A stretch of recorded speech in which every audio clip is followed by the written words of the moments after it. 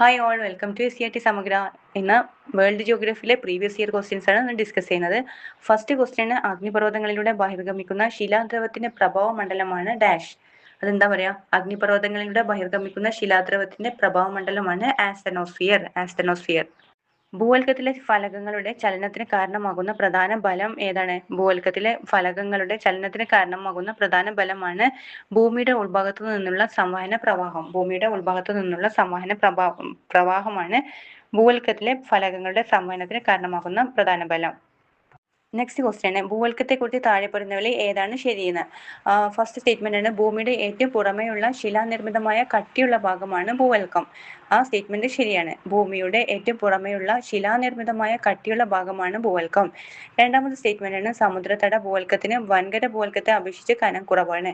സമുദ്രതട ഭൂവൽക്കത്തിന് വൻകര ഭൂവൽക്കത്തെ അപേക്ഷിച്ചിട്ട് കനം കുറവാണ്. ആ സ്റ്റേറ്റ്മെന്റ് ശരിയാണ്. ഇനി മൂന്നാമത്താണ്, ഹിമാലയൻ പർവ്വത മേഖലകളിൽ ഭൂവൽക്കത്തിന് കനം വളരെ കുറവാണ്. ആ സ്റ്റേറ്റ്മെന്റ് തെറ്റാണ്, കൂടുതലാണ്.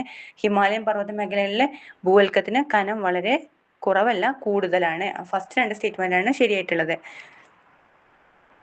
ഓക്കെ, നെക്സ്റ്റ് ക്വസ്റ്റ്യൻ, ഭൂമിയുടെ ആന്തരിക ഘടനയെക്കുറിച്ചുള്ള യഥാർത്ഥ പ്രസ്താവനകൾ തിരിച്ചറിയുക. ഭൂമിയുടെ ആന്തരിക ഘടനയെക്കുറിച്ചുള്ള യഥാർത്ഥ പ്രസ്താവനകൾ തിരിച്ചറിയുക.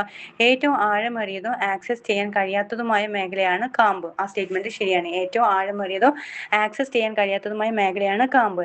രണ്ടാമത്തെ സ്റ്റേറ്റ്മെന്റ് ആണ്, ആവരണം പ്രധാനമായും ഇരുമ്പും നിക്കലും ചേർന്നതാണ്. ആ സ്റ്റേറ്റ്മെന്റ് തെറ്റാണ്. ആവരണം പ്രധാനമായും സിലിക്കണും അലൂമിനിയം ചേർന്നതാണ്. മൂന്നാമത്തെ സ്റ്റേറ്റ്മെന്റ് ആണ്, മൊഹറോവിസിക് വിരാമം താഴ്ന്ന പുറന്തോട് ആവരണത്തിൽ നിന്ന് വേർതിരിക്കുന്നു. ആ സ്റ്റേറ്റ്മെന്റ് ശരിയാണ്.